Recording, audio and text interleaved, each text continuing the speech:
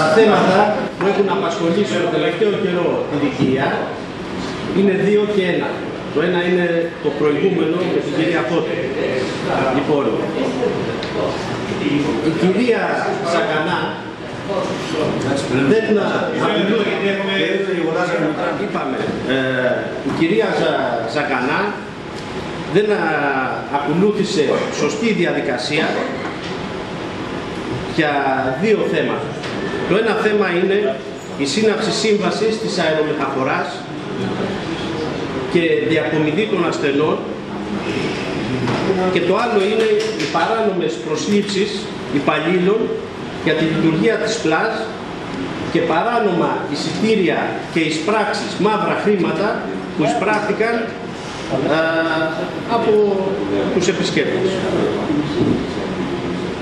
Για όλα αυτά τα θέματα όφιλε η κυρία Ζακανά να ακολουθήσει αυτό που λέει ο κώδικας Δήμων και Κοινοτήτων. Η διαδικασία είναι απλή και αναφέρεται μέσα στα άρθρα 256, 257 και 258. Η κυρία Ζακανά όφιλε τις αποφάσεις που παίρνουν το Διοικητικό Συμβούλιο της ΔΚΕΑ να τις φέρει στο Δημοτικό Συμβούλιο. Έχω να πω σαν πρώτη παράνομη κίνηση που έκανε η κυρία Ζακανά και μόνο για να καπηλώσει το Διοικητικό Συμβούλιο της ΔΚΕΑ, δεν έφερε, μάλλον αναρτήσανε την 16 του 2013 απόφαση, η οποία δεν είναι ορθή. Καταρχάς εκεί, παρουσία και του κυρίου Μουλά, ο κύριος Μουλάς είχε ψηφίσει όχι. Στα πρακτικά της ΔΚΕΑ δεν φαίνεται πουθενά. Ο κύριος Μουλάς μπορεί να το επιβεβαιώσει. Στο τελευταίο συμβούλιο που κάναμε υπόθηκαν πολλά, μέχρι και να μπει χέρι στα πρακτικά. Λοιπόν, μία παράβαση. Τι εννοείται και να μπει χέρι, να διορθώσουμε. Ναι, ακριβώς, κάτι τέτοιο. Αυτό που καταγγέλλεται, παραβίαση πρακτικό να γίνει. Ναι, παραβίαση πρακτικό. Είπε η κυρία Μακρύ, ναι, να το διορθώσουμε. Είπε η κυρία Μακρύ να διορθωθεί. Και πιστεύω να έχει. Ναι, αλλά μην τον διακόπτω. Να ολοκληρώσω. Και μετά πάρτε το κυρία Μακρύ. Συνέχισε κύριε. Μετά πάρτε το και την αρχή συνέντευξη. Λοιπόν, στη συνέχεια, εγώ δεν ήμουν σε όλες τις συνελεύσεις που γίνανε στη ΔΚΕΑ για προσωπικούς και οικογενειακούς λόγους. Υπογραφτήκανε συμβάσεις, ενώ δεν ακολουθήθηκε η σωστή οδός που έπρεπε να πάρει απόφαση στο Διοικητικό Συμβούλιο, όπως λέει ο κώδικας Δήμων και Κοινοτήτων. Παρακαλώ. Η κίνηση της κυρίας Ζακανά, κατ' εμέ, ήταν αυταρχική και σίγουρα έκανε παράβαση καθήκοντος.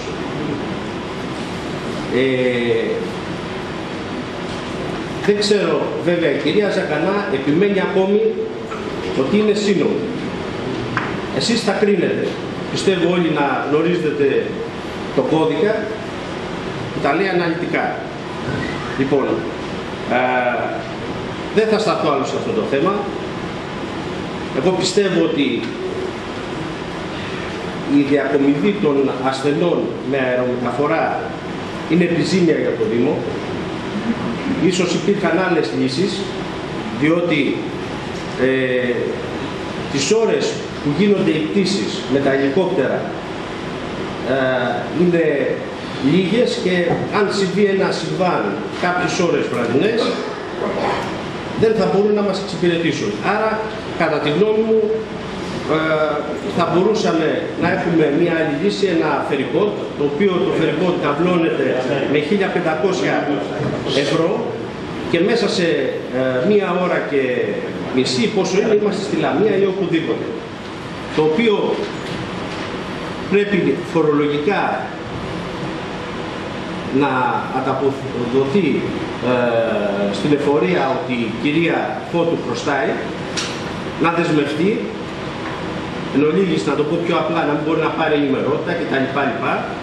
Οφείλουμε να το κάνουμε, διότι η κυρία Φώτου κατά παράβαση και αυτή καθήκοντος πήρε κάποια χρήματα από το Ταμείο της Δικαιιά. Όλα αυτά τα ξέρει η κυρία Ζακανά, δεν έχει γίνει τίποτα.